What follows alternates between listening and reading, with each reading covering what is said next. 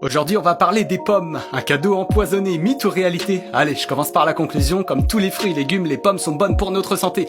Focus sur l'apport nutritionnel, elles sont riches en antioxydants pour la protection de nos cellules, elles sont peu caloriques, on a un apport en fibres intéressant ce qui permet une absorption lente des sucres. Finalement, c'est un apport intéressant en nutriments et elles sont rassasiantes. Pour en intégrer plus facilement, l'idéal reste la forme creux mais on peut évidemment varier. Voici quelques exemples: des dés de pommes dans du fromage blanc avec des pépites de chocolat, une pomme au four avec un petit peu de purée d'amande, une compote sans sucre ajouté qu'on peut mélanger avec des petits suisses et des noix, ou encore de la pomme ou de la compote cachée dans des recettes, des bowl cakes, des pancakes, etc. Qu'est-ce que certains reprochent à la pomme? Les pesticides, bon, il vaut mieux privilégier des pommes françaises et de saison, on peut aller vers une agriculture raisonnée voire biologique, mais pensez surtout à leurs avantages qui eux sont très clairs. Le risque de mycotoxines, bon, enlever les parties moisies évidemment, et après les pépins qui peuvent être toxiques à haute dose, je vous déconseille alors de faire des concours de manger de pépins. Pour terminer, il n'y a aucune raison de se priver des fruits, même pour l'apport en sucre, sachant que le sucre est aussi sympa pour notre plaisir et que les fruits apportent bien d'autres choses utiles à notre santé.